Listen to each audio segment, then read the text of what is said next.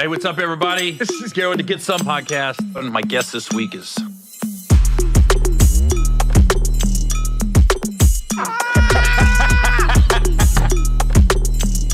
This motherfucker Gary.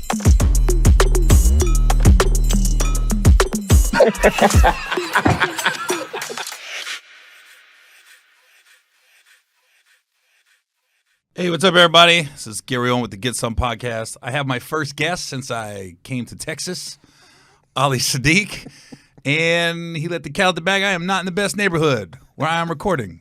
This is Ali's heyday where I'm recording. We don't want to get the location, but it's clearly not the Galleria. Everybody know the location. If they know it's my heyday, they know it's like, oh, it's got to be on Southwest Side. That's some of your ex-clients coming through. I saw 3 of them just standing out in front of the old Popeyes. Like, it used to be a Popeyes, not just a chicken shack. It just say chicken on the side. No pie, no eyes, no nothing. Where do we meet? I'm trying to rack my brain. I'm usually good at that. Cincinnati. You came and did my Tuesday night spot? Nope. Where we officially met was in Cincinnati with Dev. Oh, that's right. Man, Yep. I forgot about that. Now, my old barber / stylist, his name was Devin, passed away in 2016. And so was he cutting your hair? He was your stylist? Yeah, cutting my hair as well, cutting Bill's hair, he was more of my lunch partner on the road. Yeah. Because you was open up for Bill Bellamy? Yeah, I was hosting Bill Bellamy's tour, and I would go to lunch with Dev all the time. We would go shopping and go to lunch together. Yeah. Now, let me ask you something. Speaking of that, go on the road with Bill Bellamy. You guys were doing clubs or theaters? Clubs. I'm in the business. I do the math. I go, was that financially better for Bill to bring? He was bringing like 4 guys on the road with him. I was straight. He never had to worry about me. I was already good. Yeah. So, I'm just hey, I'm getting there and just give me some little bread. It was more because I came off the road with DL. Oh, that's right. To do that Ladies Night Out tour with Bill, and he was shooting that thing for Showtime. Okay, so that was the bonus in it. You shot that in Houston too, didn't you? No, that was with him. We shot that in L.A. somewhere. Oh, really? Yeah, that was one of them Comedy Dynamics type thing. Yeah. Well, they were shooting. It was the LOL whatever, and they were shooting maybe 7 different shows that week. So it was the Snoop and girls, and then it was me and Bill and them, and then it was somebody else after that. It was all same theater. Same theater. Same night? It was at least 3 shows of the night. Ooh. It was at least 3 of them. They shot 3 things in the night. I couldn't do it. I did that with Comic View. I said, I'm never doing that again. Yeah, and we, when you there all day, somebody else is out there shooting, and when you're a young comic, the adrenaline is like that. But when you at that stage, I was like, man, I just want to go home. Because I did the Comic View 3 seasons, and I was straight. I was done with that. What? Was that your first TV appearance, Comic View? Yes. What year was that? 2000. Was that New Orleans? No. What? No, that was Atlanta. It was in Atlanta? The first year at Center Stage. The first year I always remember because it's the first year that they paid $1,000. So that was way before me. Yeah, they taped it in 1999. So at the end of 99, it came out 2000.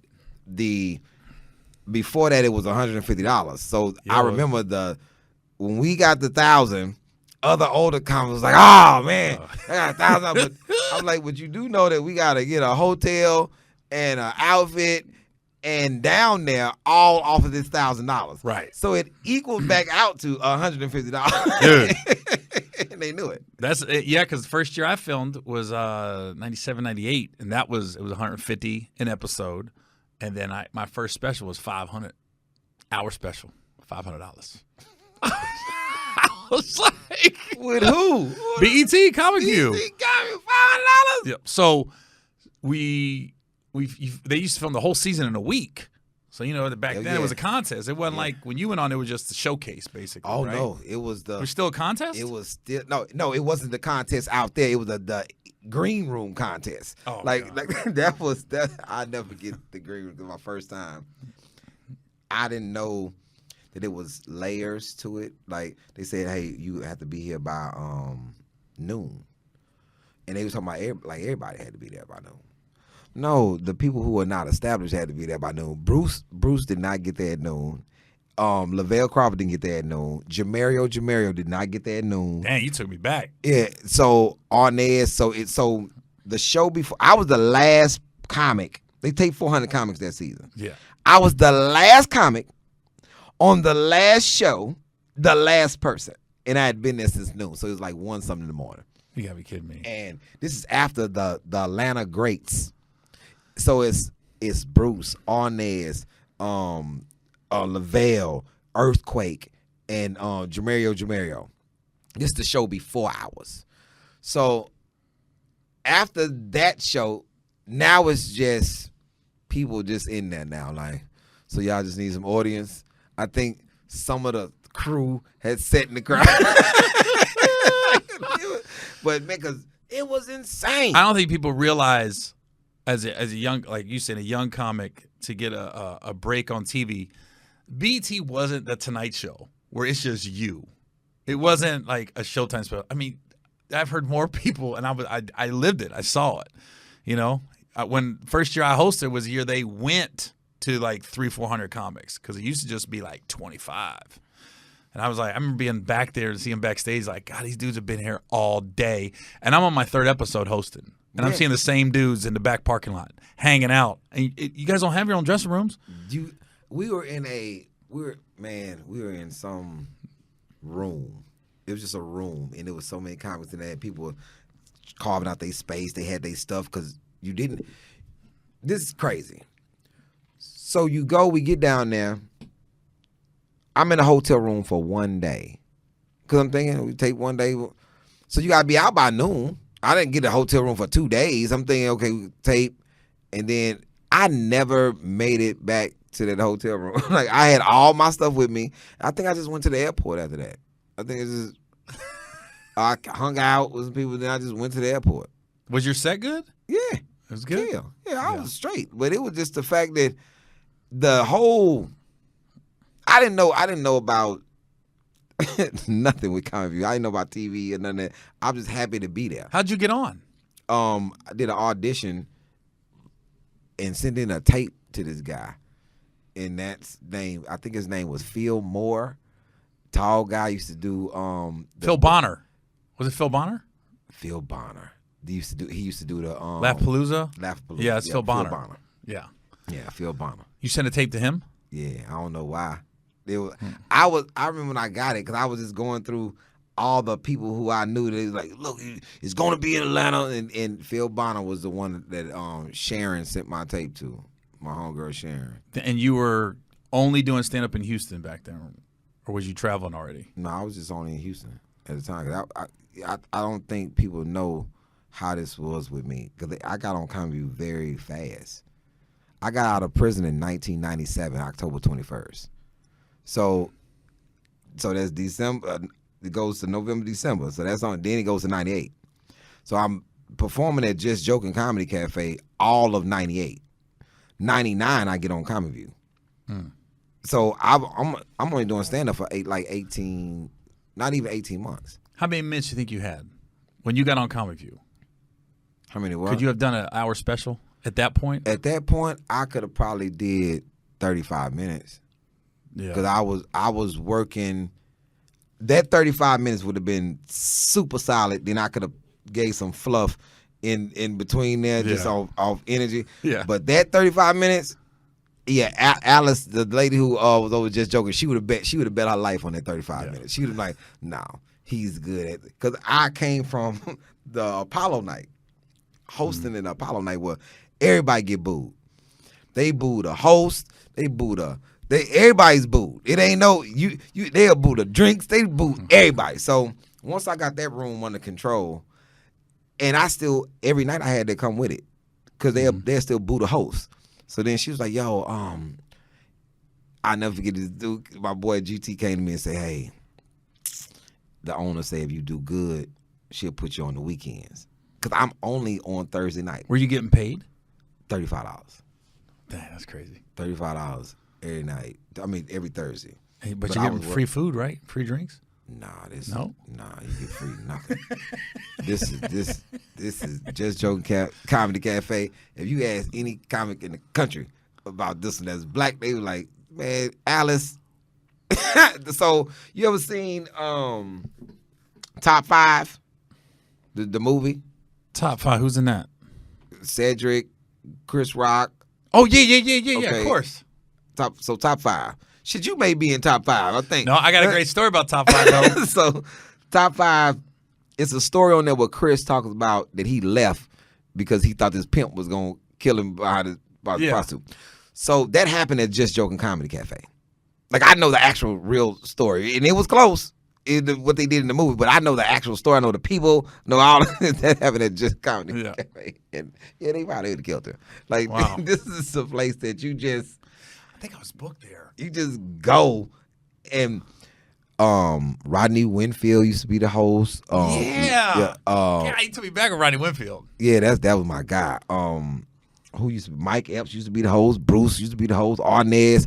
They had a condo at first that Arnaz was staying in when he was hosting it. Like, man, it just we should do something about Just Joking Comedy Cafe, because so many people, almost everybody I met came out of I met them through Just Joking. Like Lester Bibbs, Jamario, Tony Schofield.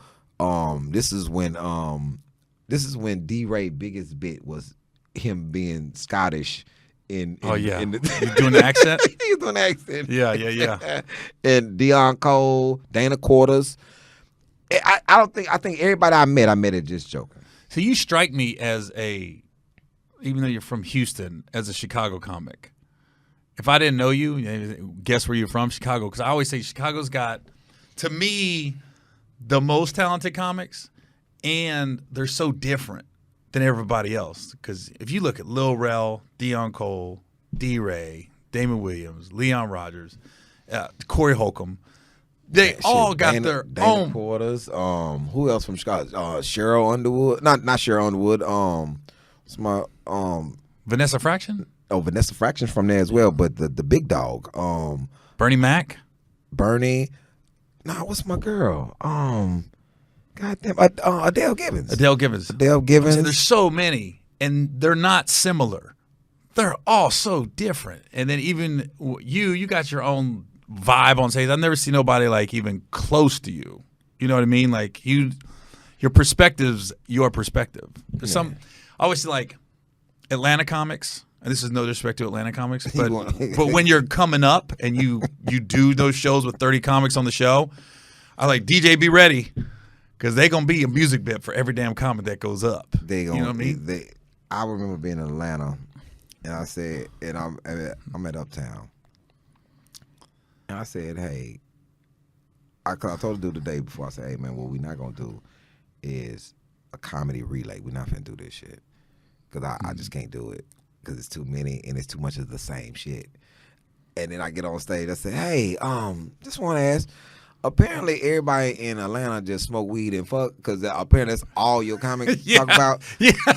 So nobody wants to talk about this asbestos ass goddamn curtain back here. Nobody wants to say shit about that. Like, and then I think I've said in Atlanta, I've said some of the most outlandish shit to an audience because I'm in Atlanta. Yo, Wanda Smith's hosting. She's trying to bring out. I say, hey, I'm next. She's like, what? Baby, you concerned? I'm not concerned about nothing. I'm next, though. Yeah. 'Cause I'm the headline of the show. The host don't run the motherfucking show. I don't give a damn what y'all think. I'm next. So I go up. I ain't even let her finish introducing me. I just walked out. What year was this? Shit. When did I do that Uptown? It had to be maybe like 5 years ago, 5-6 years ago. Oh, this is recent. When did they move to the new in Norcross? When they moved to Norcross? The Atlanta comic. Yeah, that's it's probably about 6-7 years ago. I walk out and I say, hey, let me give y'all some leeway so y'all could go. if you don't read shit and you don't know about current events or the past or history or any of this type of educational shit, but you would have to know as a normal human being, you might as well leave now because you're not gonna like my show. Because I'm gonna say a lot of fucking complete words. I'm gonna say, but that's I always tell people, like, I don't watch stand up like that. I can watch a clip, but I can't watch an hour of somebody just because I do it so much, and I always want to feel like my jokes are mine. But I'll see, you see someone on Instagram or TikTok and things like that. You'll watch a clip, and I think part of your strength is you can go after 10 comics doing dick, pussy, dick, pussy, dick, pussy, and it'll take you a couple minutes, and then the crowd kind of settles in, and then you sit on the stool, and it feels like the whole crowd sits on a stool, and all of a sudden they're just listening. And in the beginning, you want the big laughs, but man, when you got a captive audience just listening, and not to compare to Louis Farrakhan, but I was on the Tom Joyner cruise, and they did the Legends of Hip Hop one night at like midnight, and then it was over at 2 a.m. I was there. You was on that cruise? I was. Oh, there when Tretch was on that goddamn stage, and it's 3-something in the morning, and Farrakhan came out, and motherfucker was trying to straighten up. The only thing I thought was, you got Legends of Hip Hop, and it was it was in the club part of the dang boat, and everybody's rocking. I go, how's it gonna follow this? Tretch ain't got no shirt on. Yeah, Tretch ain't got no shirt on, and if you look at if somebody had the video, Farrakhan's on stage. I know for a fact Tretch didn't have on the shirt. All of a sudden, Farrakhan's talking, and Tretch got on a shirt. Somebody cloaked him. Like James Brown. The next show, I had a next show on that boat. I couldn't wait. I had a day show too. I couldn't wait. I said, so let's discuss what happened last night. Everybody's drunk, and I was on Christians, yeah. Drunk and everything that's in there, toe up. Farrakhan walks out. I'm talking niggas is pushing bitches out of them. Get out of me. The minister started. Yeah. It's like, I remember. But you're similar to that though, because that's the only comparison I could think of is because the way that crowd was like in hysterics, and then they just all of a sudden he's 2 minutes in, all of a sudden it was silent, and everybody was just listening, and then it was a sermon after that. Do you know what's crazy? I'll never forget it. I'm standing next to my partner, and he got this chick, and she's toe up drunk, and she got her chin on his shoulder, but she's slobbing a little bit. He said, "Come on, bitch, the minister is talking. Come on, bitch, the minister's talking." And I said, and I'm leaning. I said, "Did you just say, bitch? The minister's talking?" He said, "Ali, man, I'm drunk. I'm just trying to hold this shit together." I'm saying, we all on the. First of all, and then I couldn't wait to talk about it because I was like, first off, man, do y'all know that Farrakhan was fully dressed? Like, he ain't had no little Nation of Islam pajama set, another but Bobby, what's the big preacher that was on there? Bobby, it started with an H. I said, man, he wasn't out there. I said, why was Farrakhan up at 3:30 in the morning, decided to come to the damn club while we in here acting a fool? Man. But he brought him right in. Brought him right in. Dude, I remember thinking when he was telling people, we were the first people, I remember looking around going, I was so into it, I go, yeah, oh, he ain't talking about me. I want to look around like, well, we were second. We'll take second. We're here for the Mexicans and Asians. Third, hey, second place ain't bad. I'm silver. Yeah.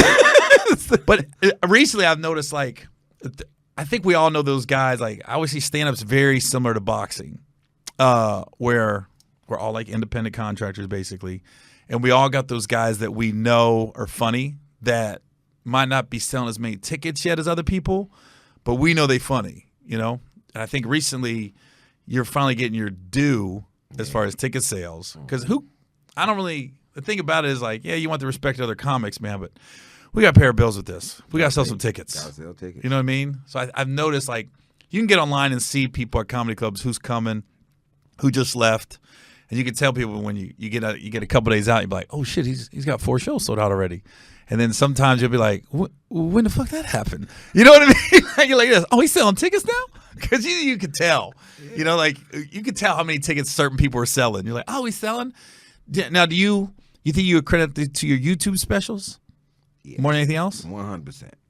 I say it's a bunch of stuff. I say it's the stepping stones. I give it to Comedy Central with Ari Shaffir's show, This Is Not Happening, which was the birth of Mexican Got on Boots, as they affectionately call it, but it's called A Prison Ride. Mitchell, The Mushroom Story, then doing a half-hour Comedy Central, doing a full-hour Comedy Central, and people just constantly seeing it. I just kept chipping at it. So then when the YouTube specials came out and being on Rogan and all that type of stuff, I think that it all just merged together. You just kept peppering. Yeah. And then people just put it all together. Like, oh, that's him from here. That's him from here. Yeah, it just kept jabbing at it. Now, weren't you on, didn't they bring back, like, Funniest Comic or something like that? What? Bring the Funny. I was on Bring the Funny, on NBC's Bring the Funny. Was Russell Peters a judge? No, it was Chrissy Teigen, Jeff Foxworthy, Kenan Thompson. That's right. Wasn't Matt Rife on that with you? Yes. Did he get second? No, he wasn't. He didn't get top 5. Oh, really? No. I don't know why I thought that. You won it, right? No, I didn't win it. Who won it? A variety team that you know what's crazy? When you can see something happening before it's happening, and I said it. I went up to the production people. They like, I said, question. The people who just got voted back on, do people get to vote for them again in the finals? I said, I don't even think they should come back to the finals because it doesn't make sense. I say because of this. The people who voted for them already are already acclimated to voting. Mm-hmm. We going to have to explain and keep explaining for the next 24 hours of how to vote and where to vote and all that. These people already I didn't think about that. Already voting. And I said, I guarantee that they win. Oh no, Ali is this, that, and the third. If anybody goes back to that show, I'm sitting in the front like this. These are the 5. Listen, I'm sitting in the front like this. With the whole face of, I'm not even in the running to win because these people already know how to vote. What was the first prize? $250,000. And I'll never forget it. DL called me the night before and said, hey, I know you're on this show, and I know it's going to sound crazy as hell to you, but I don't want you to win. I said, what? I said, why? He said, well, no one remembers who beat Lavelle Crawford in Last Comic Standing. I said, shit. Should take it back to the first one. Remember Ralphie May? Yeah. Dat Van was the guy that won. Dat Van won. Ralphie May. I don't even know Ralphie May. Took off. Like, after that, Lavelle was on everything. Lavelle was on my goddamn favorite show. It was that after that. He's on Breaking Bad. I'm like, yeah. Well, I mean, it goes back to your point. I thought you won it. Because it wasn't like I had a DVR'd. I got to watch it. It was just like I think you stop when you see a show that you haven't seen on network TV. Because as a stand-up, as you know, that's not your real act. You got to water it down. So I'm always curious to see how people acclimate, like, let me see what they going to do with this. Because I know some of his jokes, so like he can't. He a storyteller. How the hell? Can't tell that. 2 minutes? Yeah, I know, right? And the worst is you're telling it to some people aren't real comics. Like Chrissy Teigen's going to critique you on stand-up? I remember when they had, they brought Star Search back, and they had one of the judges. One of the judges was one of the country singers, one of the judges, and she was critiquing this dude, and this dude was looking at her like, bitch, don't you know who? It was like I can't remember what it was. It was a seasoned roast comic, and she was trying to tell him what was wrong with his act, and I was like, oh my God, he was done. He wanted to say, bitch. I think I saw him mouth it like, bitch. Bitch, what you done? It's I think that was my hardest thing. And the thing is, I was trying to lose every week. Anybody on that show know Ali was trying to lose every week until the show started. Like, I went in like, okay, let me go do some shit they let me out in the first round because I was already on tour. I was like, I don't want to stop. Then why'd you do it in the first place? Man, dealing with my agent, and he always has a plan. Look, we need to steal some fans. We need to steal some fans. This is about eyeballs. This has nothing to do with your career winning and losing. Eyeballs. Okay, I buy into it, shit. And going through it. Then people hit me. Oh, I kind of want you to win. And boom. So now, cut to go through the whole plan of it. Shows start selling out after that. We was doing well, but then after that, I'm getting somewhere in between 55 and 68-year-old people coming to my shows out of nowhere. Oh yeah, that's a limited fan base because they're not gonna be here to grow with you. I'm talking about first. I remember when I noticed it, I said that my whole front row was a fucking parking lot. Like I should have been at a casino because it was like all these chairs, everybody was just backed in the front. I was like, is there a guy there? What's going on? And then I start noticing that older people that watch that network will come to see me, and it just started merging. So now I start looking at it. Just imagine the BET Awards, the American Music Awards, the Country Western Music Awards, and Coachella all in one club. That's what my fan base was. It's like a dude smoking weed next to a dude with a Marlboro and some boots on. Like this fucking guy. Oh, you was Chappelle's summer camp before Chappelle's summer camp. Have you done that yet? No, I haven't. It's same. I said I did it once, and I was like, oh, this is an interesting gig. You're outside, so the laughs kind of die because you're in the field, and it's very hard to make a 7-year-old white woman and an 18-year-old black kid laugh at the same jokes, and that's what you're getting at Chappelle stuff. Yeah. So you'll hit like probably your shows back then. You'll tell a joke and you'll get a pocket over here, pocket over there. Every now and then you'll get that one that everybody got. You're like, oh, okay, that was a keeper. It was, and then when I started shifting into the stories, which was perfect for when you get younger people to pay attention. Older people are already locked in for it. They're like, I watch Madlock. I come here for stories. Mm-hmm. It's a Matlock. Young people like, come on with the shit. But then they bought once they started understanding that. Oh, and I remember this young white kid, this dude, black guy was like, hey man, when are you gonna start? Young white kid nudge him. They together. He don't do that. Takes his time. Yeah. Wait. So I'm doing the show, and then I get into it. Then this white kid at the end, he said, hey, did you hear me tell him? I said, I was looking right at you. Yes, I heard you tell him. he said, and ask him. And I was like, how was it? He was like, you're a fucking hysterical guy. I'm thinking that you're supposed to come out, you're supposed to start. And he was like, no, he doesn't do that. I said, you just got nudged by a white kid on the mannerisms of a black man. Have you always been like that though? Did it evolve into that? I think I've gotten better with it. I was like that, but now it's just I'm better at it now. It was still a work in process, in progress, but I just got better as I was going. Because that nervous energy it's still there. I mean, I don't know if you rewatch some of your first gigs, whether it's comedy or nothing. I'm flying. Yeah. I'm yelling at the TV, slow down, bro. Slow down. When I learned that half-hour special, I didn't think I was going. DL called me. He was like, hey, you're about to shoot a half hour. I got your message. I called so many people to ask about how to shoot a special, and it's like a light bulb went off over my head. Mass majority of comics have never shot a special, and damn sure haven't shot no network special. Mm-hmm. And I was calling big people. They was like, you don't do this shit? Yeah. I was like, what? He's like, no, I shot a special with my homeboy. Yeah.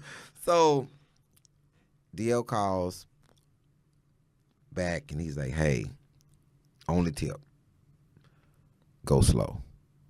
And I said, "I already go slow. Go slower." If I tell you that I negated to really understand what this advice was until, and we in the prep, you shot special. The man say, if something happens, just go quiet, go to the side, come back and reset. So I'm looking at the teleprompter, and they have all of my material on the teleprompter. Mm-hmm. But I walked out, and they say, "Hey, if you need a couple minutes to get it going, and then we'll start." So I'm out. I'm going out. I'm about 7 minutes in. I haven't said shit on the teleprompter yet. I'm about 7 minutes in, and then you see this big flashing thing to say, "Sweating, sweating." No shit. Sweating, and I am dripping wet. Oh, they're saying you're sweating. Yes. And I stop. I just go quiet. I walk to the side. I get all the sweat off me, and I take a deep breath, and I say, "Go slower." I walk back out, and then I get into it. That you cannot account for the adrenaline that you have once you get out there.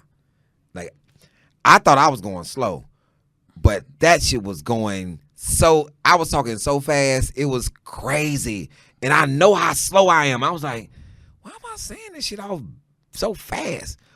But I was so excited. Like, Yeah. I was like, oh, Well, I mean, wow. I think that's human nature, though, because you see, like, dang, I think in the back of your brain, like, damn, if this hits, I'm up here. You know what I mean? It's that nervous.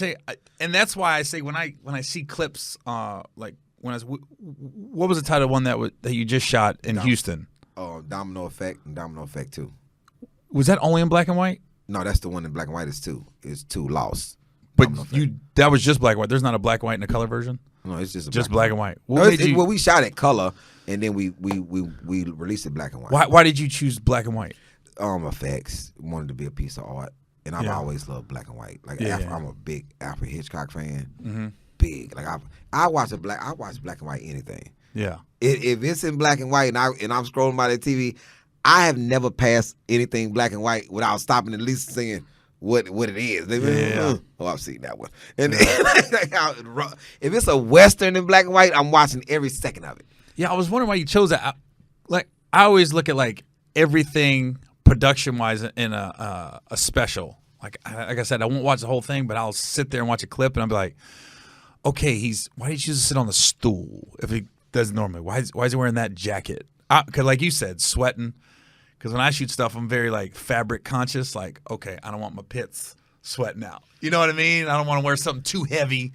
I got to be comfortable. I go on the stage, and I'm like, what's the temperature going to be at when I hit this stage? I can't have it go up to 75. Yeah. I need to be hanging steaks in the back. I need to have, like, 65 when I'm on stage. You know what I mean? Yeah. Because I've seen a couple specials, and I'm like, this dude is – I've been leaking, but I've seen other people like, he leaking.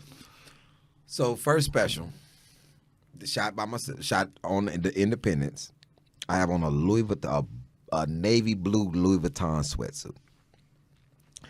And inside that Louis Vuitton sweatsuit, there's a pool. Yeah, I bet. There's a baby pool going on. I bet. And my makeup job, not saying that it wasn't good, but it wasn't prepared for the lights. It's at some point I was melting. But don't they have something to spray to conceal it? So even if you are sweating, it conceals it somewhat? I don't think she had it. Oh. Because I'm wiping off portions of my face and everything. So we paid, I think it was $2,500 for color correction. Wow. Yeah, it cost me $2,500 extra. And that's just strictly because of sweating and makeup. Yep. And I'm talking about they colored this man color correct. I don't even know what the process, whatever technical process this is, but he got every sweat bead that he could get. Oh, really? Off of it. Isn't that amazing how they can do that stuff? It's amazing. Even when you watch specials and you go, that laugh did not go with that joke. they'll go to an audience, and I'll be like, that wasn't that joke. That laugh did not go with that joke. That was one thing that I'm hell bent on. Like, if anybody ever even heard any of my albums, I got like 7 albums. Every single album is shot with the natural sound. I refuse to add. Like, I won't go out in front and do a laugh track. I won't let them do no laugh tracks. Don't pull nothing from nowhere. It has to be authentically what it was when it happened. Mm-hmm. I don't want. That's the one thing that is a staple on every contract. Do not add. If the shit didn't hit, well, we got another show after this. We shooting 2 shows.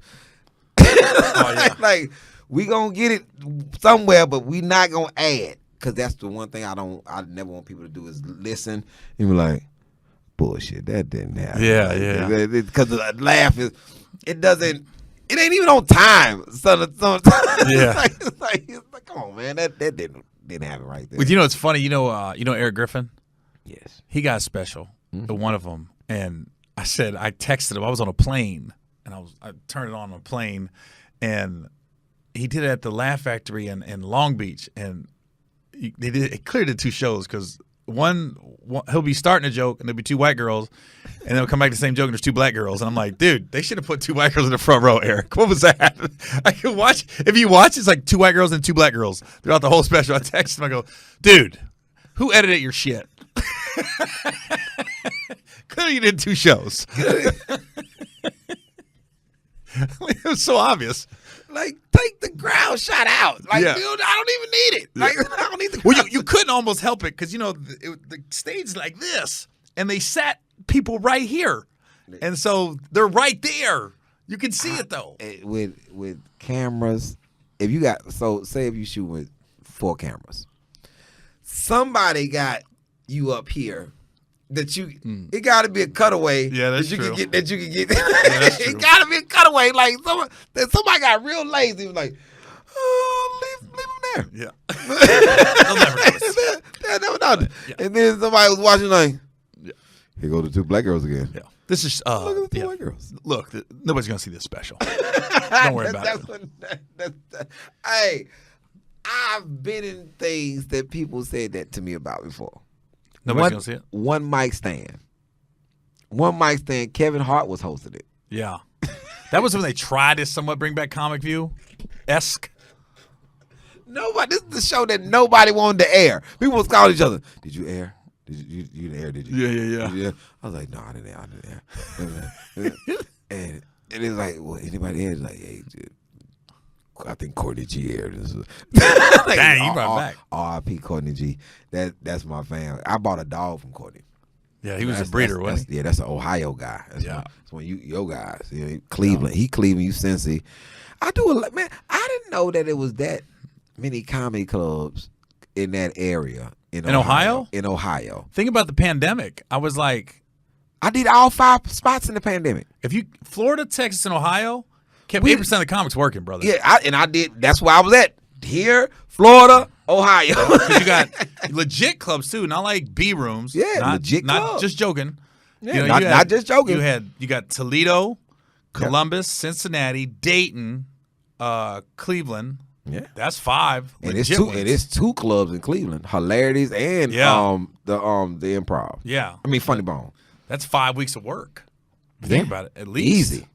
I'm sure there's other B markets, but those 5 are all legit, where you can make some money and sell some tickets. Same with Florida. Yeah, you got Jacksonville, 3 clubs down in Miami. 3 clubs in Miami. Orlando, Tampa, Orlando, Marco Jacksonville, West Palm. Mm-hmm. You got Marco. You have I did a show one time down in Boca Raton. Oh, really? Yeah, it's a restaurant called Vic's, some restaurant. It'll come to me, but yeah, Texas, just you got 2 in Dallas, Houston, San Antonio, Austin, El Paso. So those 3 states. It's like it's so much in Texas. It's so much in Texas. I remember doing McAllen, Texas.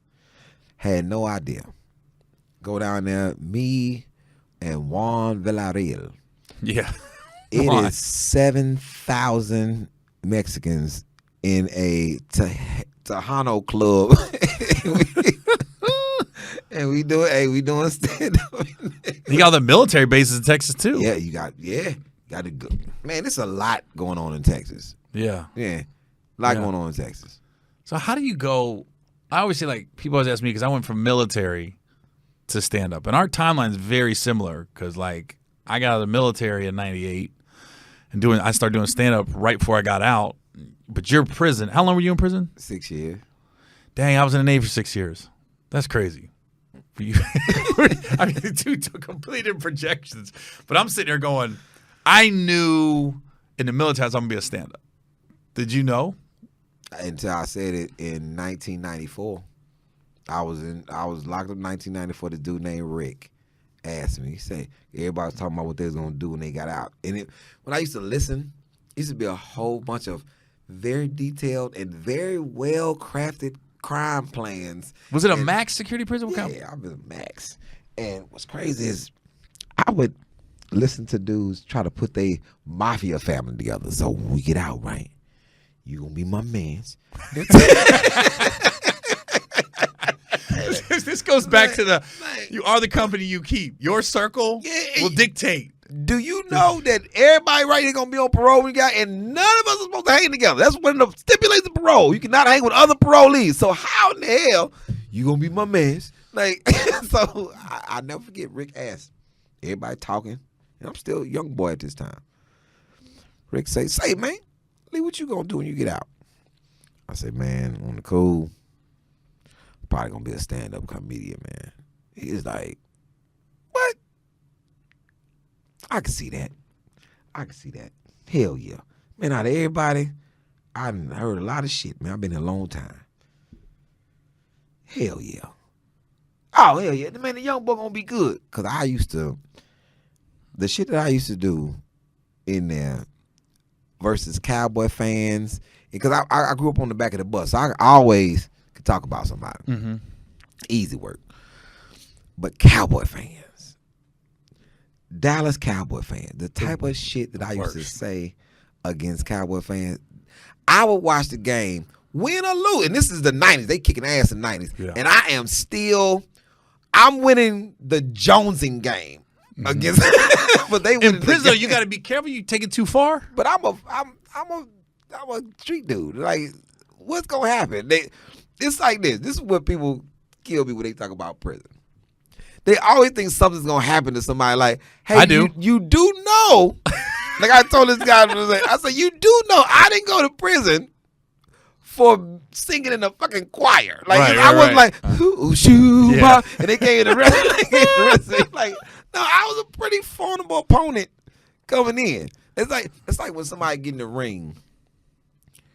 No fighter, only people that can't fight think this. No fighter thinks that somebody is too big for them.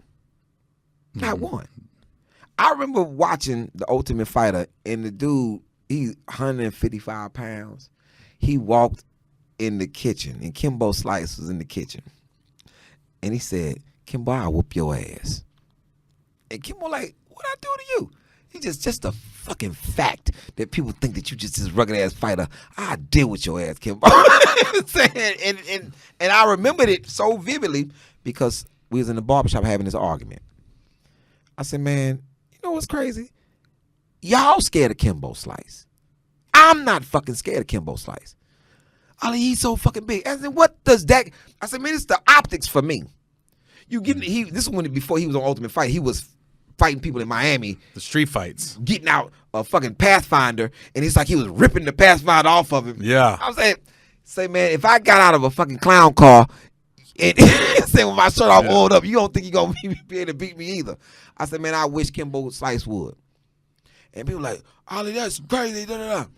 And then people who know me, they're like, no. Do y'all understand that this motherfucker can fight?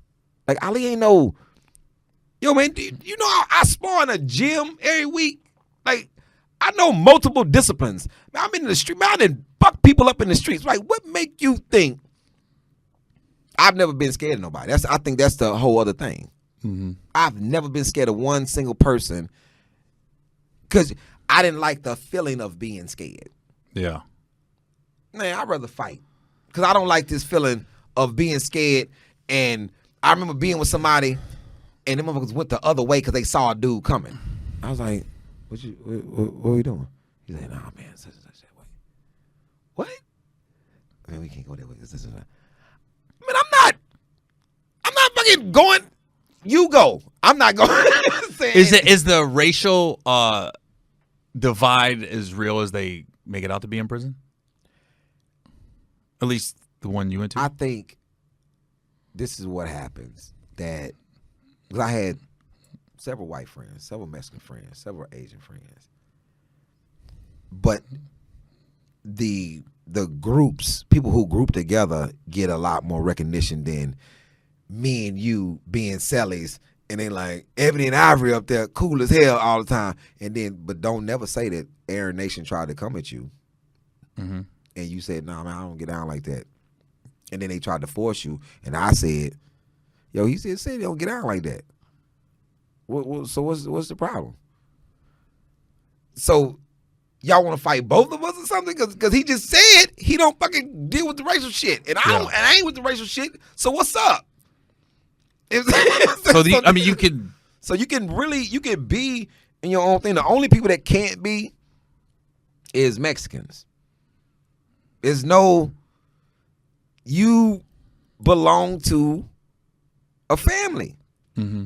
If you're from San Antonio, or you from Texas, you from Houston, you Dallas, you from La Valley, for some reason they separate. Like you got Aztecas, that's more like they're more native. They're more native Hispanics. Like they kind of look like Indian, and man, so you know, and you can tell where people are from. And then you got your Asian guys who may be, or we all Vietnamese, so we're a little Vietnamese clique. But it's not enough of us to be tripping. We just cool. But if you get into it with one of us, it's probably gonna be all of us. With us, I'm Muslim. Mexican Muslims, white Muslims, Asian Muslims. If you mess with any of us, it's a problem. But is it? And I don't want to sound naive, but I would always take it as if you've been in prison for a long time. So now that this is just your life, you get it. I always would think the young guys would be the hotheads that when they think about arguments and fights, you're like, yo, you gotta calm down. They are. You know what I mean? I remember being a young. But my first 2 years, I was probably more savage than I should have been. Because it's like the first day of school. You putting in your, hey, this is who I am. Yeah. Because don't nobody know who you are. So hey, this is who I am, and this is how I deal with shit. You ever see anybody outside of yourself come in and just like you're like, whoa, that was surprising. Yeah. Like don't judge a book by its cover, and dude just walks in like, oh, Yep. we're not fucking with this dude. Yep. We called him tap out. Tap out. Little white boy. If you want to get your ass tapped in public, if you want to tap out, fuck with little white. Go fuck with tap out. We used to love when people would come in there. Tap out and Cookie. Little short dude named Cookie, 5'5". Was he white or black? He white. I mean, he black. Cookie. Cookie came in and took his shoes off. I'll never forget. Took his shoes off and put his shoes on the table and say, "These some nice shoes, ain't it? Anybody want them? Come get them. Just know you got to give ass to get ass." I said, somebody about to get their ass whooped. Fuck with them shoes. Yeah. Tap out. Tap out used to always, this is how you talk. Very nerdy. Man, I'm just like a fucking nerdy mouse. But Tap Out had been doing Muay Thai since he was fucking 4 years old or some shit. His father was some Muay Thai spit up, kick you in the head champion or some shit. Yeah. Like, because we used to talk about Kung Fu all the time. Mm-hmm. Bagua Long Fist and his father Taekwondo and Muay Thai and all this shit. And we watched this dude come in there and fucking with him, trying to take his hot pot. Hot pot? What's a hot pot? You boil water in it. Oh, okay. You pour it, so plug it up, boom. So he come in. Man, who motherfucker hot pot plugged up over here? Everybody like, yo, it's tap out. I'm taking this motherfucker. That little white boy taking this shit. Cause I ain't got one. And everybody like, hey man, you might want to leave tap out shit alone. Man, fuck that little white boy, man. Tap out came out there with his goddamn coffee cup. And I never forget because he swung around. This fucking nerdy white boy. Anyone see it? Anyone see my hot pot? I'm like, and went over and said, excuse me, I think by mistake you may have picked up my hot pot. He said, excuse me, by mistake. By mistake. In prison? By mistake, you may have picked up my hot pot by mistake. And he was like, nah, I took your motherfucking hot pot. And we counted down. We counted it. Old school start. 10, 9, 7, 5, 3, 2. Oh, hey, man, go get this motherfucker. Go get this motherfucker. He was choking him out? They got their arm bar. He had some shit. He had some shit. And he was, first of all, so he had him when he's up like his, and he got his fucking, his foot and legs is over this smoker. He's just like this. Hey man, get him, man. Get him down. I'm like, and he, hey man, did he take my hot pot? He said he took it. I said, but you're about to get it back. Broke that man arm. He broke it? Broke it. Damn. Broke that motherfucker. Broke, because once I said, hey, but you about to get it back, his mind is, but he could not rap. He said he intentionally took it? Yeah. I said, yeah. Huh. That shit was. Anyway, here's the bad part about prison. You get your ass kicked in the streets. You never have to see that guy again, right? No. Prison, you got to see that motherfucker. You got to see us every day. You got to see us, and you can't talk shit anymore. And some shit especially gonna be said. And some shit gonna be said to you. Sugar, this gay dude named Sugar. I watched him whoop the dog shit out of somebody, and because the dude didn't understand, because he said this, man, I ain't fucking with no bitch named Sugar. And I said, hey, just want to throw this out there. We don't call him Sugar because he's gay. We call him Sugar for Sugar Ray Leonard. This motherfucker can fight. Do you understand what I'm saying? And Sugar, I never get it. Because when you in the shower area and people throwing underwear from under the thing, because he works in laundry, so he throwing underwear up under the thing. You just call out your size, and they just throw them up under the thing. So he threw the big dude some underwear that somebody had used and blew out the back because it's all community underwear shit. Yeah. Unless you get some brand new ones, somebody working in laundry, get some brand new ones, get your own fresh pair of underwear. You gotta ever turn them back in and just wash them yourself. Dude, hey man, because it's under the thing, so you gotta look under this thing. The big dude says, say bitch. Who threw these shit ass underwear at me? And I never forget in my life because the shit was so funny. Sugar did that. Who said somebody a bitch?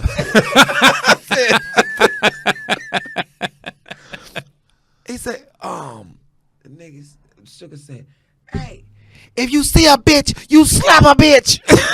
And then the big dude's like, well, bring your bitch ass out here. He said, I done told this motherfucker I'm not gonna be no more bitches. And then came around that corner. Sugar say, hey, let me tell you some motherfucking thing. What I'm gonna do is this, big bitch.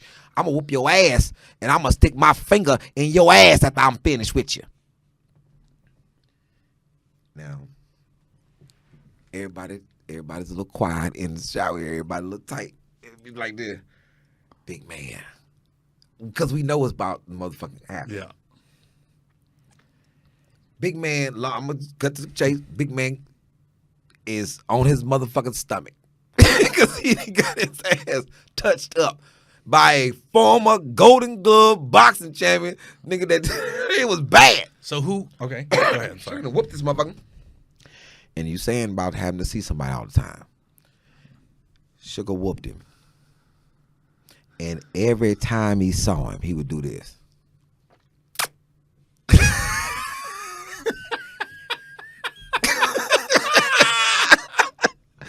And that motherfucker was like this. Hey man, y'all told me that motherfucker ain't touch me. I said, yeah, what we said. We said he didn't do it, but every time he let that motherfucker know. Is that because the crazy thing is, you fighting somebody naked, fam. This motherfucker got on clothes. He working the laundry. He came around. He told you. So just imagine you there, and every time that motherfucker see you, and we know what it means. Everybody in the laundry know what it means. Yeah. He got transferred. I think he got transferred from that unit to another unit. Sugar did or the other guy? No, the other guy. All right. Got transferred. Big boy got transferred. Yeah. Okay, who wins between Sugar and Tap Out? If they got in a fight. I'm going to go, oh, shit. If Tap Out catch Sugar's arm or some shit, it's going to be, it can go, I'm going to give 50-50. It's like Crawford. It's like Crawford and Earl. It's Spence. If you ask me today, I'm going to say Sugar. You ask me tomorrow, I'm going to say Tap Out. That's funny. That's a good way to close the show. Who do you think is going to win this weekend? Shit, man. The Texas in me is going to go Spence. The dog in me is going to go Bud. I just got to try to steal this fight. I'm going to be in Austin at Joe Rogan's. I'm going to be, oh, really? I'm going to be doing a show. I'm going to try to steal the fight. So I'm never off, and I'm off this weekend. I get to actually just sit down and watch it.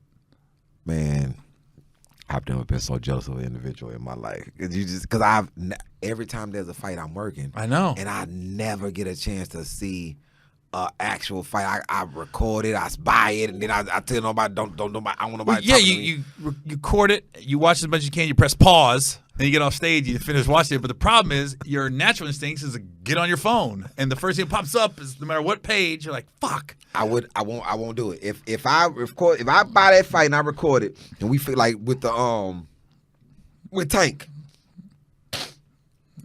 I came off like this. I don't know, no devices, no nothing. It's on the screen. As soon as I come in there, I put everybody out of the green room. I'm just in there. And we're the same way. Man, because boxing, I box, so I'm and the crazy thing is, I remember when I called out a particular individual, and people was like, Ali, you too big.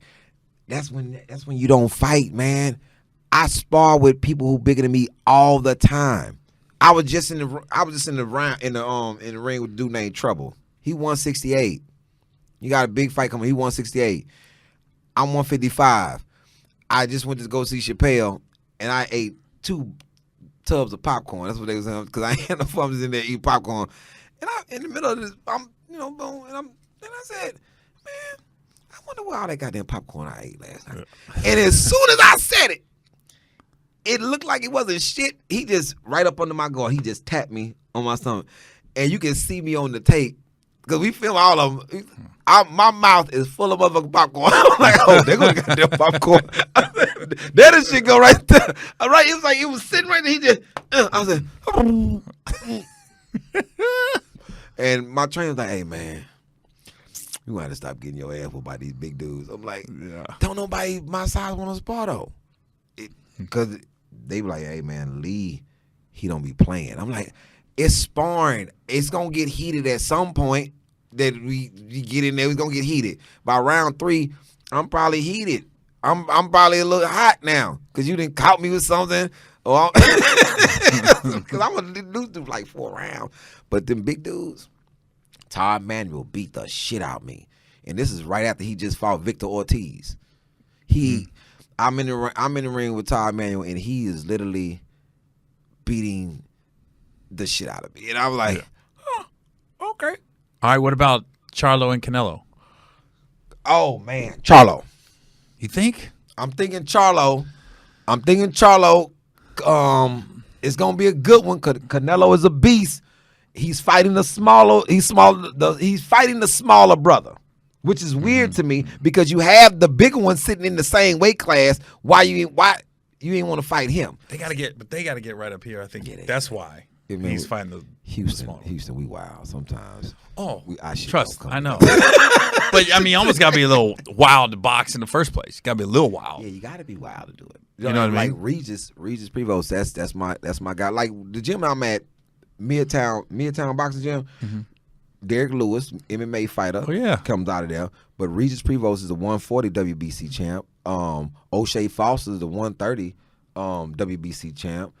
We have a lot of champs in there. We have a lot of fighters in there. And then they do MMA and boxing. Yeah. So, and this little Asian chick named Killer B. I know Killer B. Yeah, Killer Yeah, B. I know Killer B. She's a fucking monster. Yeah, she's always fighting over in like Thailand and the what's it called, the One? Yeah, That's Houston. That's my baby. girl, man. She always comes to see me when I'm in town. Yeah, that's yeah, Houston, she's good baby. people. Yeah, she's good people, man. Yeah, Killer B. Yeah. Well, I don't want to keep you out of it. We went a little over, Oh, no, but man, we had to find out who would win between Tap Out and Sugar. could be like, hey man, we're out of time. So where you this weekend? You're in Austin. I'm in Austin this weekend, and next weekend I'm in Hartford, Connecticut, which I don't even. In the mall. Yeah, in the fucking mall. Nothing man. to do there, man. Nothing to The do. mall. In Hartford, Connecticut. I remember this. It's so not nothing to do that I'll never forget this. I was watching, and I open it with this every time I come to Hartford. They know I'm gonna say it as soon as I come out there. I don't know why I'm back here, because who comes to a place where you watch on the news that they say we found a man's hands and we have closed the case. I'm like, that's all they needed to find was his hands? Was the hands enough? Like, what type of funeral they just had with two hands? Like, that was the end. And I'm like, so they closed the case because they found the man's hand. Okay, I don't want to be here. And I'm cool with Hartford. Hartford's a restful weekend. I'm hotel, club, hotel, comedy club. So this, in Hartford, another thing that happened in Hartford that made me, I don't know why I keep coming back here. It's this little boy. He just learning to walk. Had to be like maybe 10 months, maybe. He just now getting his steps together. And they already got some heavy ass Tim's on his little boy. Oh, Jesus so Christ. he just trying to get his shit together. And his father, it has no passion. His father say, "Hey, come on the fuck on. Why you move so fucking slow?" And he said this shit so hard, I thought he was talking to me. I was like, because he turned around and said, I'm like, yo, man, you don't fucking know me, fam. And I was walking slow. I thought he was talking to me. Then I looked down, and it's this baby. I'm like, yeah, this fucking baby is not. This is not a good parent. Yeah. It's like, But I'd see funny story about Hartford. We talking about ticket sales. Right when Kevin was about to pop, I'm in Hartford, Connecticut, and it was one of those you see Kevin headlining, but he wasn't selling a bunch of tickets back then. Mm-hmm. All of a sudden, I went out to some bar, and my buddy was telling these girls, he's like, "Yeah, Gary's here this weekend." And the girl goes, "Oh, I bought tickets for Kev next week. I don't know if I can see both." And I go, "What the fuck? He's here next week. I'm here this week." And then I went to the club, and I go, "How's Kev doing?" And they go, "He's already sold out." I go, "Oh, fuck, this guy just popped." I was like, not that I'm hating on him, I go, "Oh, fuck, he popped." I'm trying to just add a show if I'm lucky. This guy already sold out in advance. I'm. It's weird because people call me now. It's like, okay, fucking already sold out, right? You coming here for a whole month. I'm like, yo, man, I always wanted that because Russell Peters. I never forget this. I have goals and shit when I see something. Russell Peters, Houston Improv. You. Fucking Russell Peters, Lil Duval, and fucking Michael Blackson have made me the fucking maddest of all times in my city. I think you did like fucking 2 weeks. You did some 2 week shit. I do 2 weeks here now. Yeah, some shit like that. And then Yeah. D-Ray came in, then like 14 shows or some shit. Yeah. Michael Blackson did like 11. Duval did like 37. Like when he had the song, I'm like, yo, man, what the fuck is going on, man? But Russell Peters still is the top fucking shit. Russell Peters wasn't coming to Houston for 4 months. 4 solid ass months. You couldn't get a Russell Peters ticket in this town, and he had sold out. I think it was like 10 or 15 shows. He wasn't coming for 4 months. I wouldn't buy a ticket for somebody for 4 months because I would fucking forget that I was going. Nah. You know what I'm saying? I planned for Usher for 4 months. You know what I'm saying? You know what I'm saying? And I was like, yo, man, I can't wait till people travel. I sell out before. It's all these goals. Like, I don't see how people get tired of, like, get bored with comedy because I set all You never these, reach your goals, though. I set all these goals. Like, I think you're talking about selling out in advance, right? yeah. Once you start doing that, then you're like, all right, then I Then got to you move get to something theaters. else. Then I got to move here. You never, I guarantee you, Kevin hasn't reached his goals. Kevin probably like, I want to go to the moon. I want to do a show for NASA. You know what I mean? Like, what's left? Every time he goes on the road, I go, why? If Kevin, if you see Kevin floating around in a spaceship, like, and you know what's coming? hey, what's up, y'all? What's up, Venus? He'd be the first one floating in the space shuttle. Yeah, what up? He performed between Venus and fucking Jupiter. He would. I hate we're saying it because I guarantee he's thinking it. He'd be like this. I haven't thought of that. He'd be like this motherfucker is in space. Where I can go? And you look up, and you'll see a KH in the sky or something. And then Trump would be talking about, I told you about the Space Force. Shit is crazy. You know what's coming. I hate we even said it. God damn it. It's motivating though. It's fucking because motivating. I mean, look at yourself, and then look at recently the Matt Rife. Yeah. You worked with him. He wasn't selling no tickets when you guys filmed that show. Neither were you. Yeah. And now look, TikTok. Matt's a porn star though. If I had that many little young white girls wanting to fuck with me, I would never have on the show. Ohio guy. Talking about Ohio. Another Ohio guy. Been knowing him since he was 16. Crazy, right? Yeah. I remember Gary Abdul told me about him. Gary Abdul. Yep. Gary Abdul, I'll tell you what. Say what you want about that dude. That motherfucker can find some talent. He had Ricky Smiley in the beginning, he had Earthquake in the beginning, he had Matt Rife in the beginning, Jess Hilarious in the beginning. The motherfucker can find some talent. And he booked me. First real road gig I ever had when I got on Comic View was Uptown in Atlanta.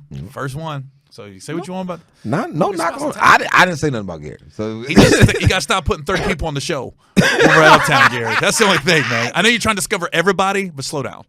Slow down, Gary. I'm with you, though, when I do Uptown like this. It's me and my guys. Nobody else, bro. No guest spots. I had a thing in place where I didn't even want anybody from Atlanta unless I approved them in the building. I'm like, no, I don't know. No Atlanta guys in here. Ronnie Jordan, Sean Larkins, JJ from the SIP when he was there.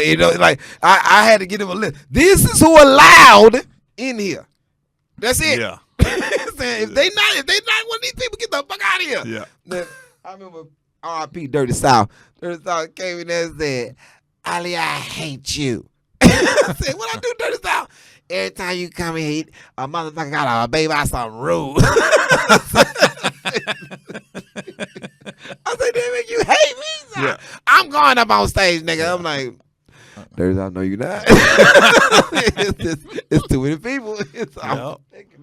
R.I.P. Dirty South. Loved him. Yeah. All right, man. Well, I appreciate you coming on. Oh, man. My first guest. Since I moved. Everybody, and funny, like you're the ex-convict, and everybody makes fun of my backdrop. Like, hey, when you get out of that dang solitary confinement studio you in? But what's crazy? Woo! You see, I usually don't come to podcast with my bag. You say with a bad neighborhood? What you saying? We're at the Post Oak, everybody. We're at the Post Oak. It's nice. In this building. All right, man. I appreciate it.